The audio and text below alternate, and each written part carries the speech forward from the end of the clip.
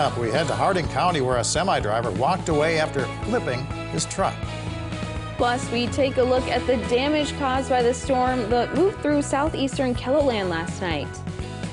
Good morning. This is KELOLAND on the go with all you need to know in news and weather as you start your day. A 15-year-old boy was arrested following a stabbing in Mitchell. Just after 8 o'clock Wednesday night, Mitchell Police and Mitchell EMS were called to the north side of the city on reports that a 17-year-old boy had been stabbed. The victim was taken to Avera Queen of Peace Hospital for treatment. During the investigation, police learned that the incident happened just west of where the victim was found. A 15-year-old suspect was identified and arrested. Police say the victim is in stable condition. A highway in northwestern South Dakota was limited to one-lane traffic during an overnight crash. Around 5 o'clock Thursday evening, a semi was entering South Dakota on Highway 79. The Hardin County Sheriff's Office tells KELOLAND News that the semi drifted onto the shoulder and the driver overcorrected, causing the semi to flip. The driver received minor injuries and was taken to the hospital in North Dakota. We're getting a good look at some of the damage left behind after storms moved through southeastern KELOLAND last night. Our KELOLAND News crew was able to capture this video of a house near the Mary Jo Wagner Arboretum damaged in the storm. In the video, you can see the roof was taken off the home. The tree limbs and other debris can also be seen around the house. Well, now let's send it over to meteorologist Brian Carstens for a check of our current conditions. Brian?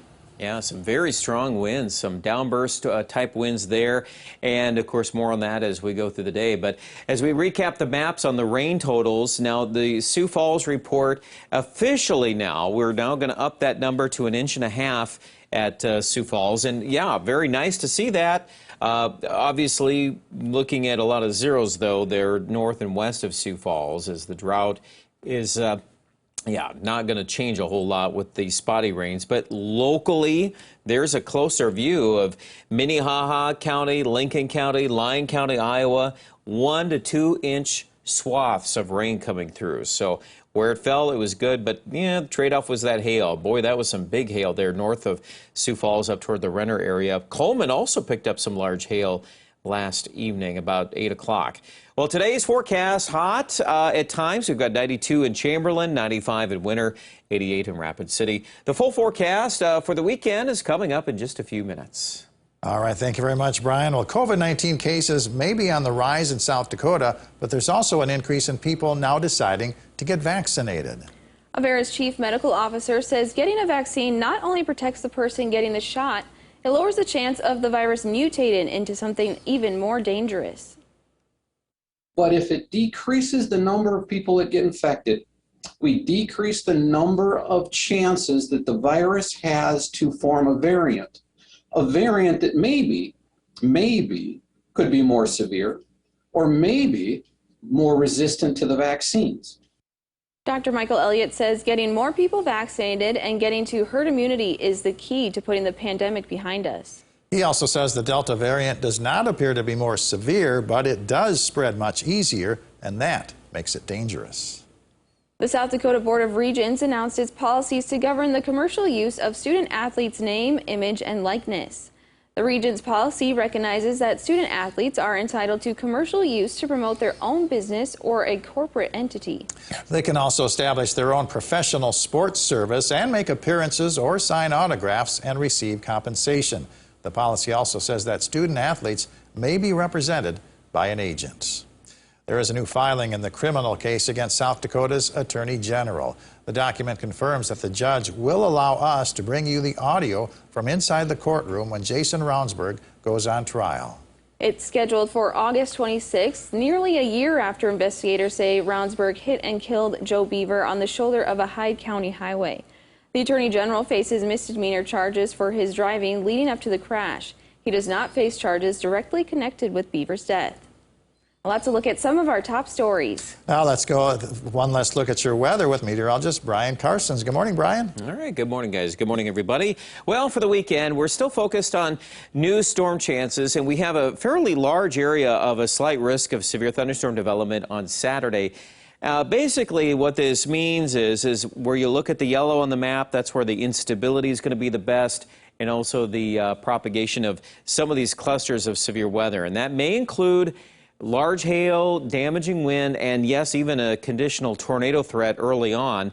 That will hinge on how much instability we have. And of course, as we watch the weather here today, we've got a return to 80s and 90s. So we'll have the starch in the atmosphere for these new storms in the Black Hills. We do think some of these could approach severe limits. As shown here, you can see a couple of line segments there trying to march toward Pierre by mid to late evening. So we'll incorporate a 30% chance of rain for both Pierre and Aberdeen. Is going to be in that 30–40% range as well. And you notice even Sioux Falls could get thrown into some of that. So we'll include that as well in our overnight. Now, tomorrow morning, we probably will wake up to some ongoing thunderstorms in the northeast and into western Minnesota.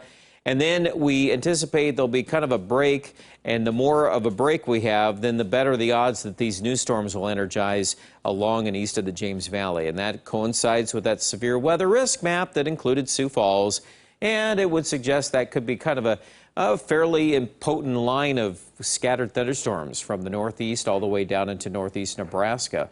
Pierre still could get some rain chance, but it's just not as concentrated, and that's continues to be the story we have had so much of the summer. Hot weather returns early next week. Look at the heat index forecast on Monday. 90s, upper 90s, and lower 100s. So we're not quite done with that yet. Today's still plenty warm, 89 in Mitchell. We got a forecast high at 92 in Pierre. 7-day forecast with the weekend rain chance will knock the highs down in the 80s in Sioux Falls. But then we warm back up to 92 on Monday. And then it looks like Tuesday, Wednesday, we get another cold front, and that'll give us another chance to regroup and probably cool off a little bit, relatively speaking. Aberdeen in the northeast, again, the best shot at rain we've got is Saturday. The rest of these numbers are 20–30% chances. In a drought year, it's still the tough story that we've had. And Pierre, I think that heat on Monday could be pretty significant. 96 is our going forecast. We might raise that a little bit, but then we also do see day 6 and day 7 cooling down a little bit too. We've got a better cold front. We're hoping that Canadian system next week will give us at least a few new thunderstorms, and that's also reflected in the 7-day for Rapid City on Tuesday and Wednesday. Find out more details with the weather with our Storm Center update at KELOLAND.com, and have a great weekend.